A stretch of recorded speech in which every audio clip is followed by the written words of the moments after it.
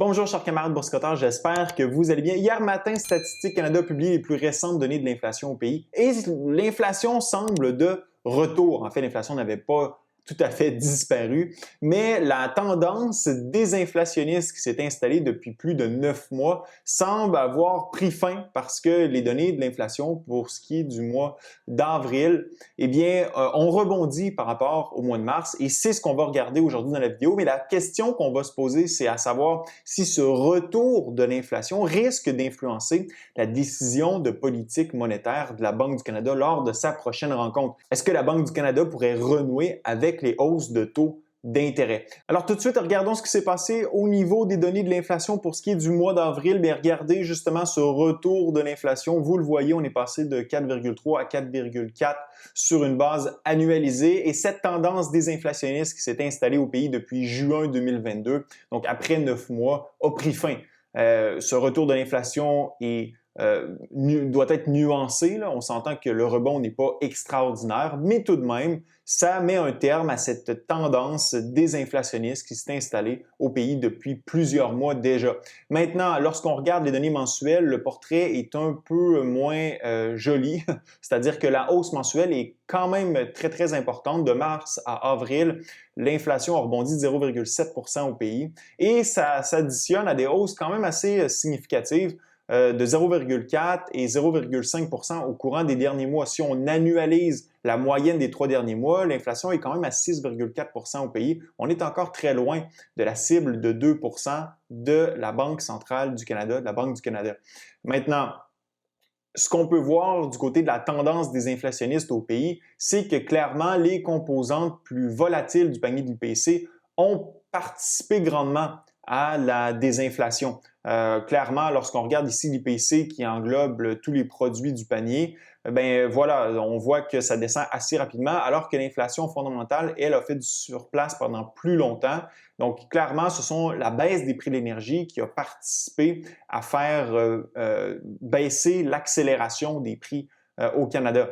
Maintenant, si on regarde justement les prix de l'énergie, bien, vous pouvez voir qu'on a eu un rebond très important en 2021 jusqu'à la première moitié de 2022, puis qu'après, les prix de l'énergie ont commencé à dégonfler et maintenant, on est carrément en zone de déflation sur 12 mois pour ce qui est des prix de l'énergie. Par contre, vous allez voir que sur une base mensuelle, le portrait est un peu différent. C'est d'ailleurs ce qui a participé à faire augmenter les prix au pays durant le mois d'avril.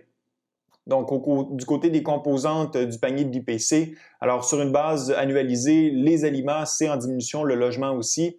Le transport est en augmentation, puis vous allez voir justement que c'est lié au fait que, lorsqu'on s'en va voir les différentes composantes là, du panier de l'IPC, au fait que, par exemple, du côté des transports, on a une hausse de 1,5 % durant le mois d'avril et du côté de l'essence de 6,3 %. Donc, c'est quand même des composantes assez importante. Là. Le transport, on parle quand même de 16,9 % du panier de l'IPC. Puis, si vous comparez aussi, d'ailleurs, on va aller voir ce qui s'est passé, là, du côté du logement, là, la hausse est très importante sur une base mensuelle, 0,6 %.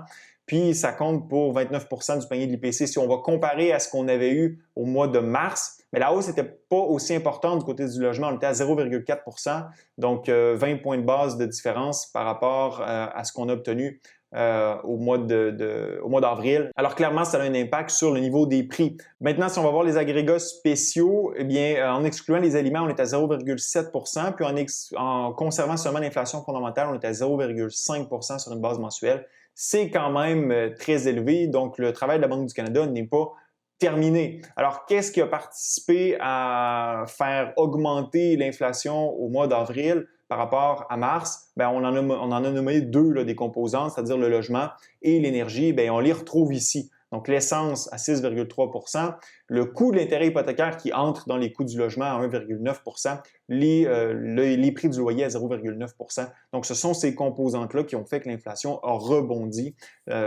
au mois d'avril au Canada.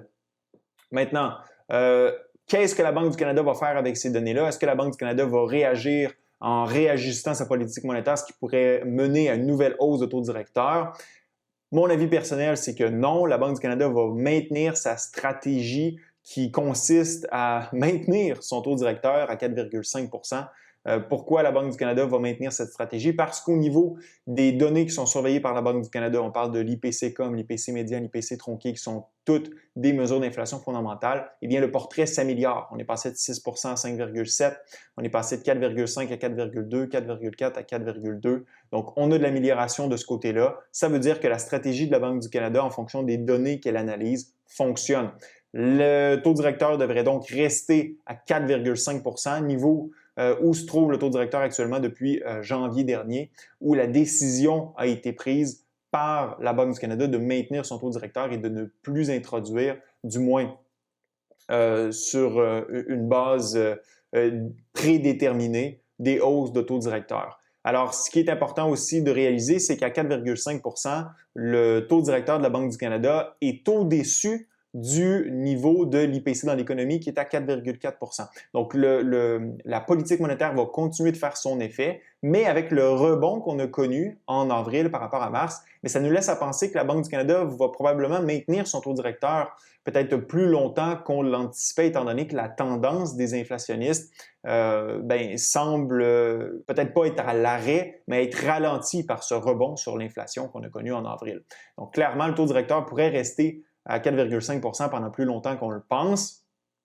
Par contre, on a des indices que cette tendance des inflationnistes devrait continuer. Qu'est-ce qui me permet de dire ça?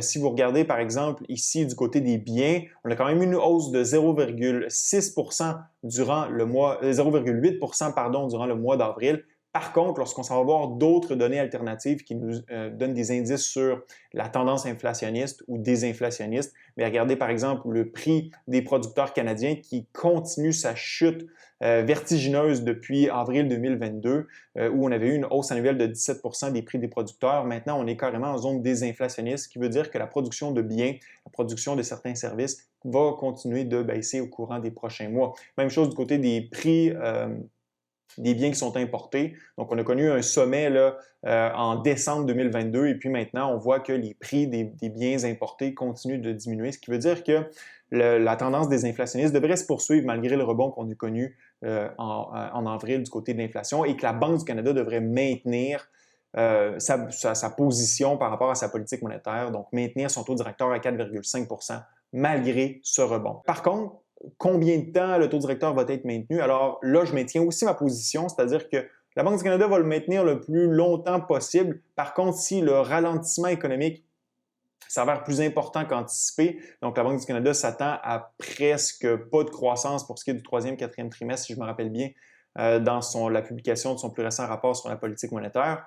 Mais si le ralentissement serait plus important que prévu, la Banque du Canada pourrait justement, même d'ici la fin de l'année, commencer à couper son taux directeur, donc commencer à abaisser son taux directeur. Pourquoi je vous dis ça? Parce que du côté des États-Unis, clairement, le marché des obligations voit que le ralentissement économique aux États-Unis s'en vient.